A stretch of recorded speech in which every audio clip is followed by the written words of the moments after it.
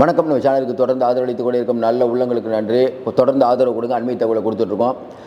அதாவது போகிற போக்கில் ஒரு சாத்திட்டு போவாங்கள்ல, அதுபோல் இன்றைக்கி விஜய் அவர்கள் என்ன பேசுவாருன்னு தெரில. வீட்டை விட்டு கிளம்புறதுக்கு முன்னாடி ஒரு பெரிய சாத்து. அதாவது மேலே இருக்கக்கூடிய பிஜேபியும் திமுகவும் ஒரு ரகசிய டீலிங் போட்டு வேலை செய்கிறாங்க அப்படின்னு சொன்னதாகட்டும், மக்களுடைய குரலை ஒடுக்குவதற்கான வேலைகளில் ஈடுபட்டிருக்காங்க.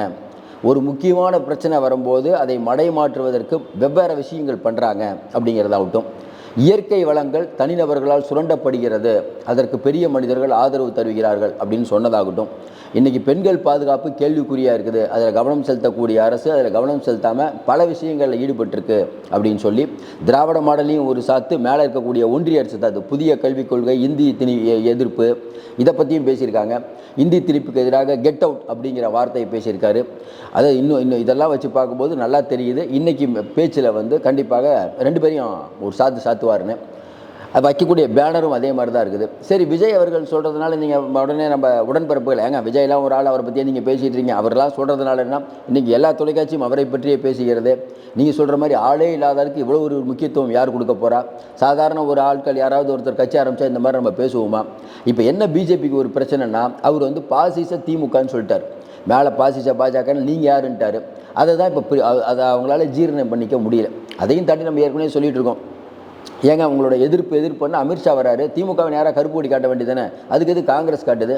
நீங்கள் அவரோ வீராதி வீரர்கள், இந்தியை எதிர்ப்பவர்கள் அப்படின்னு அவர் தைரியம் இருக்கிறதா? தைரியம் எல்லாம் பேசக்கூடாது. அவர் ஏதாவது பண்ணிங்கன்னா இடி சிபிஐலாம் உள்ளே வந்துன்னு பயப்படுறீங்க. இடி ஆஃபீஸில் தார்பூசி அழிங்கன்னு அண்ணாமலை சொல்கிறாரு. ஏன் அப்படி அமைதி ஆகிட்டீங்க? உங்கள் வீட்டில் நாணயத்தில், கலைஞர் நாணயத்தில் இந்தி இருக்கே, அதை அழிங்க அப்படின்னு கேட்குறாரு. ரூபாய் நோட்டில் இருக்கே அழிங்கன்னு கேட்குறாரு. ஏதாவது பதில் இருக்கா? அங்கே வா இங்கே வான்னு சொல்லிட்டு நீங்களும் பிஜேபியும் ஒரு மறைமுக கூட்டணி வச்சுட்டு நீங்கள் அவரை திட்டுவீங்க, உங்களை திட்டுவார். இதை ஒரு ஹாபியாக பண்ணிகிட்டு இருக்கீங்க. மக்கள் வேறு எதுலையும் கவனம் செலுத்திடக்கூடாது. அதான் விஜய் அவர்கள் சொல்கிறாரு. அதையும் தாண்டி இன்னொன்று கேட்குறோம். இன்றைக்கி பெண்கள் பாதுகாப்பு சம்மந்தமாக என்ன நடவடிக்கை எடுத்திருக்கீங்க? கடைசியாக எல்லாம் முடிஞ்சு இப்போ பெரிய பிரச்சனை ஆகும்போது தலைமைச் செயலாளரை வச்சு ஒரு கூட்டம் நடத்துகிறீங்க. இதையே முன்னாலேயே பண்ணல. எல்லாத்துக்கும் அனைத்து கட்சி கூட்டம் நடத்துகிறீங்கல்ல, பிஜேபியை எதுக்கிறதுக்கு. இதுக்கு எதுக்கு அது அனைத்து கட்சி கூட்டம் நடத்தலை? இப்போ எந்த பிரதமரோ உள்துறை அமைச்சரோ ஒன்றிய அரசோ யாருமே சொல்லலை இந்த தொகுதிகள் மறுசீரமைப்பு. ஏற்கனவே எல்லாம் சொன்னது தான் 2031 அப்புறம். திடீர்னு லெட்டரே வராத போது அதை ஒரு இஷ்யூ ஆக்கி அனைத்து கட்சி கூட்டத்துக்கு வாங்கங்கிறது. அப்போ என்னென்னா, இவர் ரொம்ப நேர்மையாக இருக்காராங்களாம் திமுகன்னு காட்டுறதுக்கு. இப்போ விஜய் அவர்கள் சொல்கிறாருல இந்த விஷயம், பெண்களுக்கு எதிராக என்ன நீங்கள் நடவடிக்கை எடுத்தீங்கன்னு. இதை நீங்கள் எடப்பாடி பழனிசாமியோ பிஜேபியோ சொல்லும்போது இருக்கக்கூடிய வீரியம் இன்றைக்கி விஜய் அவர்கள் சொல்லும்போது இருக்கிறதுக்கான காரணம் என்ன? தொடர்ந்து சொல்கிறோம். இன்றைக்கி தமிழகத்தில் திமுகவும் பிஜேபி ரெண்டு பேரும் ஒரு அண்டர் கிரவுண்ட் டீலிங்கில் ஈடுபட்டிருக்கீங்கன்னு விஜய் சொல்லிட்டு இருக்காரு. அதை உறுதிப்படுத்தும் விதமாக ஏற்கனவே நடந்துட்டுருக்குது. நீங்கள் எந்த சிறுபான்மை மக்கள்னு திமுக நினைக்கிறாங்களோ அந்த சிறுபான்மை மக்கள் கண்டிப்பாக ஒரு ஓட்டு போட மாட்டாங்க. விஜய் சொன்னார்ல, உங்களுடைய 200 மைனஸ் ஆக போகுதுன்னு. அந்த மைனஸ் அந்த 14% தான். அதை கணக்கு பண்ணி தான் சொல்கிறாரு. நீங்கள் நினைக்கலாம் எடப்பாடி பழனிசாமிக்கு வேணால் ஓட்டு போடாமல் இருக்கலாம் சிறுபான்மையினர், ஏன் விஜய்க்கு ஓட்டு போடக்கூடாது? கொஞ்சம் யோசனை பாருங்கள். இன்றைக்கி இருக்கக்கூடிய நிலைமையில் திமுக அந்த ஒன்றை பார்த்து பயப்படுது பாருங்கள்.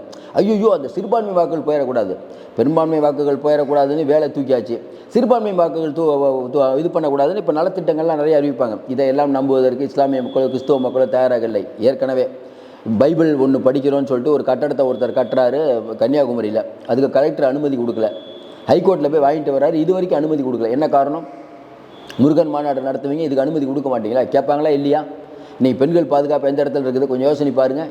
இந்த மாதிரி சம்பவங்கள் தொடர்ச்சியாக எந்த அரசியலும், அது கலைஞர் ஆட்சியாக இருக்கட்டும், ஜெயலலிதா ஆட்சியாக இருக்கட்டும், எடப்பாடி பழனிசாமி ஓபிஎஸ், நீங்கள் சொல்கிற அடிமை எடப்பாடி, இந்த மாதிரிலாம் நடந்ததா? உங்களுக்கு மட்டும் எப்படி நடக்குது? ஏன் யாருக்கும் பயம் இல்லை? அது அதிகாரிகள் மட்டத்தில் ஒரு பெரிய அதிகார மையம் இருக்குது. அவர்கள் சில விஷயங்களை பண்ணுறாங்க, யாரும் கேட்பதற்கு ஆள் இல்லை. ஒரு டிபார்ட்மெண்ட்டில் ஒரு ஐஏஎஸ் அதிகாரி இருக்கார், அவரை மாற்றுறீங்க இன்னொரு டிபார்ட்மெண்ட்டுக்கு, மாற்றி 6 மாதத்தில் மறுபடியும் அதே டிபார்ட்மெண்ட்டுக்கு போகிறீங்க. இதான் நம்ம சொல்கிறோம். என்னங்க கவர்மெண்ட் இது? ஒரு இடத்துலேருந்து இன்னொரு இடத்துக்கு மாற்றுறீங்க. அவர் கற்றுக்கிறதுக்கு 6 மாதம் ஆகும். அவர் கற்றுக்கிறதுக்குள்ளே டக்குன்னு அதே டிபார்ட்மெண்ட்டுக்கு மாற்றுறீங்க. எதுக்கு அவரை மாற்றுறீங்க? மறுபடியும் எதுக்கு அவரை மாற்றுறீங்க? ஏதாவது உண்டா? 12 மணி நேரம் வேலை நிறுத்தம் அப்படின்னு சொன்னீங்க. தொழிலாளர்கள் சட்டசபையில் சொல்கிறார். அப்புறம் 4 நாளைக்கு அப்புறம் 8 மணி நேரங்கிறீங்க. ஏன் இந்த பல்ட்டி அடிக்கிறீங்க? ஆளுநரை பார்த்து என்ன பயம்? கேட்டால் ஆளுநர் எதிர்ப்புன்னு கூட்டணி கட்சியை போராட வச்சுட்டு நீங்களும் உங்கள் எல்லோரும் சேர்த்து போய் ஆளுநர் மாளிகைக்கு போகிறீங்க. யோசனை பாருங்கள்.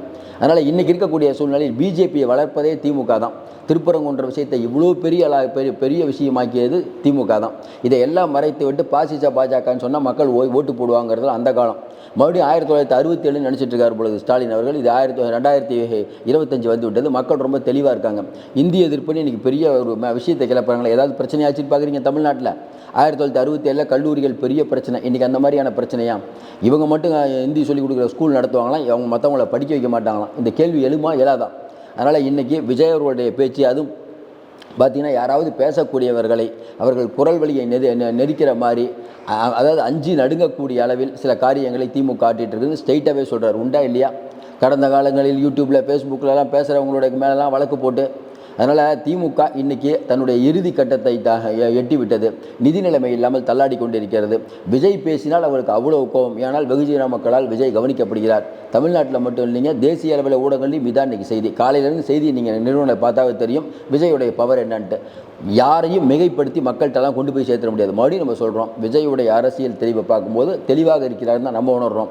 ஏற்கனவே நம்ம சொன்னோம், இன்றைக்கி இருக்கக்கூடிய சூழ்நிலையில் அவர் எப்படி வருவார், என்ன பண்ண போகிறார் அப்படின்னு தொடர்ச்சியாக கேட்டுட்டு இருக்கும்போது, திமுகவுக்கு எதிராக யாராவது ஒருத்தர் வந்தால் அவரை பற்றியே, அவர் 2% ஓட்டு இருக்குது, ஏன் வராரு, எப்படி வராரு, இதை பற்றி அவருடைய பர்சனலை பற்றி பேசுவது வாடிக்கையாகிவிட்டது. ஏன் நம்ம விஜய் ஆதரிக்கிறோம்னா, வரக்கூடிய, அதாவது இவ்வளவு கோடி ஒரு பணத்தை விட்டு பிஸ்னஸை விட்டுட்டு வராரு, பீக்கில் இருக்கும்போது வராரு. ஏன் திமுக அவரை பார்த்து பயப்படுது? வரட்டுமே, அவருடைய கொள்கையை சொல்லட்டுமே. சொல்கிறதுக்கு முன்னாடி அவருக்கு அரசியல் தெரியுமான்னு பேசுகிறது சரியான வாதம் இல்லை. முதல்ல ஒரு கிரவுண்டில் இறங்கட்டும். கிரவுண்டில் இறங்கினாலும் சாதிப்பார்னு அவங்க நம்புகிறாங்க. நம்ம யோசித்து பார்ப்போம். மீண்டும் சந்திப்போம். நன்றி, வணக்கம்.